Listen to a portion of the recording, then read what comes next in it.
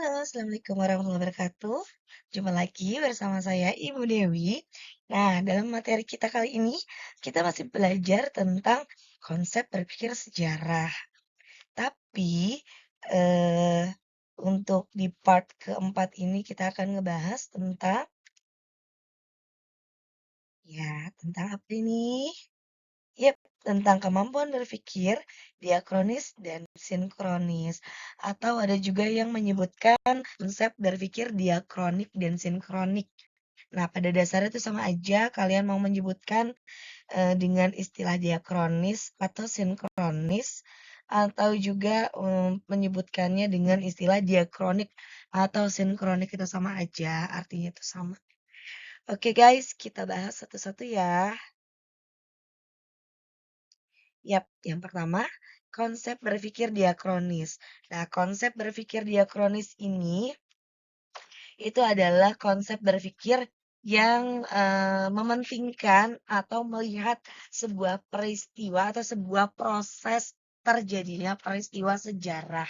Jadi, bahasa gampangnya seperti apa ya? Melihat sebuah eh, flashback ke belakang dari sebuah peristiwa sejarah itu terjadi gitu. Jadi sebuah peristiwa sejarah tidak mungkin terjadi secara kebetulan atau ujuk-ujuk terjadi begitu aja, tapi melalui proses yang begitu panjang. Nah, di sini kan contohnya itu ada proklamasi kemerdekaan RI pada tanggal 17 Agustus 1945.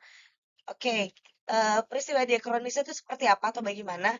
Jadi peristiwa diakronisnya atau konsep berpikir diakronisnya itu kita membahas flashback ke belakang atau sebelum terjadinya peristiwa proklamasi kemerdekaan Indonesia. Nah, itu kan diawali dengan kedatangan bangsa Barat, datang ke Nusantara gitu di abad ke-15 yang pada mulanya atau pada awalnya mereka ingin melakukan perdagangan sampai kemudian mereka berusaha untuk memonopoli perdagangan dan akhirnya karena melihat peluang pada saat itu memungkinkan di Nusantara untuk menguasai, akhirnya muncul konsep kolonialisme imperialisme yang diterapkan oleh bangsa Barat tersebut.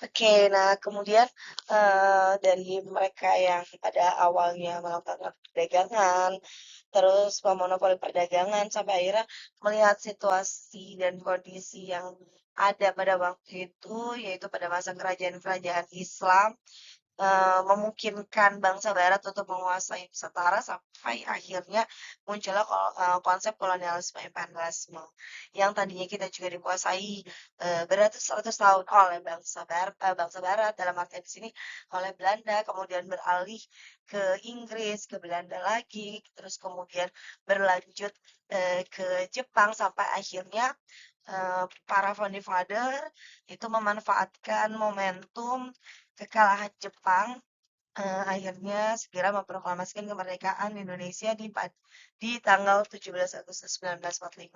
Seperti itu. Itu kan melalui proses yang begitu panjang gitu. Jadi konsep dari diakronis itu adalah prosesnya. Jadi flashback ke belakang atau cerita di belakang dari peristiwa sejarah itu tuh apa sih gitu. Jadi yang lebih ditekankan tuh seperti itu.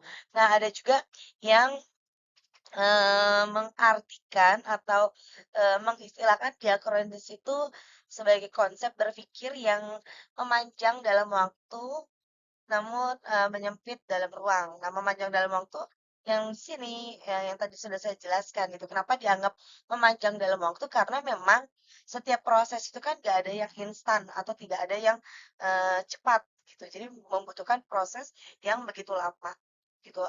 Jadi makanya dianggapnya dengan istilah memanjang dalam waktu dan menyempit dalam ruang. Seperti itu. Nah, ini dia. Ini ciri khas dari diakronis yang tadi sudah saya jelaskan ya. Itu memanjang dalam waktu dan menyempit dalam ruang. Di sini pun juga sudah dijelaskan atau sudah ada eh, contoh dari diakronis.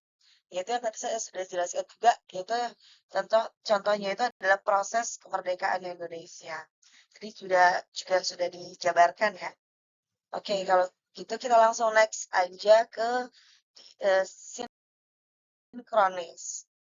Nah, sedangkan sinkronis itu berbeda dengan diakronis. Nah, kalau diakronis itu kan lebih ke prosesnya ya, proses terjadinya sebuah peristiwa sejarah. Nah, sementara untuk sinkronis ini sendiri, yaitu konsep berpikir sejarah yang mengutamakan eh, berpikir atau melihat sebuah peristiwa sejarah tidak hanya dari satu sudut pandang saja atau satu kacamata ilmu sosial saja, tapi dari beberapa ilmu sosial lainnya, seperti diangkat dari segi politiknya seperti apa, ekonominya seperti apa, sosial budayanya seperti apa, seperti itu. Jadi eh, banyak faktor yang dilihat dari sebuah fenomena atau peristiwa sejarah, gitu. Jadi berbeda dengan diakronis. Nah, ini contoh dari sinkronis. Nah, contoh dari sinkronis ini judulnya itu adalah Indonesia Merdeka. Nah, kan kalau yang tadi di diakronis itu dengan judul yang sama Indonesia Merdeka, itu kan dilihat dari prosesnya ya, flashback ke belakangnya. Gitu kenapa bagaimana sih cara Indonesia itu bisa merdeka atau pertanyaan bagaimana atau how-nya.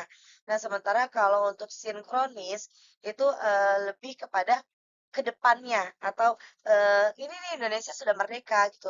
Nah, bagaimana sih setelah atau di awal Indonesia merdeka tuh dari segi ekonominya itu seperti apa, politik pemerintahnya seperti apa, sosial budayanya juga seperti apa, kayak gitu. Jadi dilihat setelah terjadinya peristiwa sejarah terjadi. Seperti itu. Tapi biasanya untuk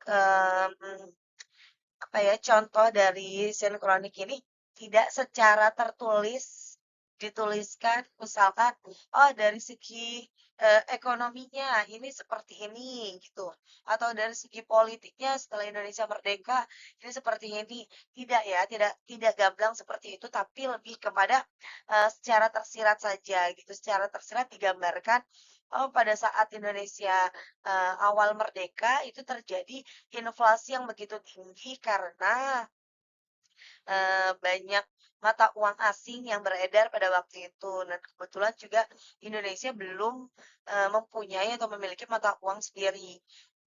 Kemudian untuk pemerintahannya pada saat itu masih bergonta-ganti sistem pemerintahan karena memang masih menyesuaikan sistem pemerintahan apa yang kira-kira cocok diterapkan di Indonesia pada waktu itu. Ya seperti itu kurang lebihnya. Oke, di sini yang tadi sudah ditegaskan sekali lagi, ini perbedaan antara diakronis dan sinkronis, yaitu kalau untuk diakronis itu memanjang dalam waktu serta mementingkan proses terjadinya sebuah peristiwa. Nah, sementara untuk sinkronis itu cirinya yaitu adalah melebar dalam ruang serta mementingkan struktur dalam suatu peristiwa. Jadi melihat sebuah peristiwa sejarah dari ilmu-ilmu sosial lainnya. Begitu guys. Terima kasih sudah mendengarkan atau sudah menyaksikan video part keempat kali ini mengenai konsep berpikir sejarah. Eh, untuk itu berarti sudah lengkap ya penjelasan mengenai konsep berpikir sejarah dari mulai kronologis sampai sinkronis dan diakronis. Jika ingin ada yang ditanyakan atau kurang jelas dari penjelasan saya barusan, boleh kalian tulis di kolom komentar atau kalian ingin menambahkan mungkin ada sekiranya penjelasan saya yang sekiranya kurang boleh ditambahkan di kolom komentar kita. Di kolom komentar itu berdiskusi dan belajar bareng ya. Terima kasih. Salam Historia. Assalamualaikum warahmatullahi wabarakatuh.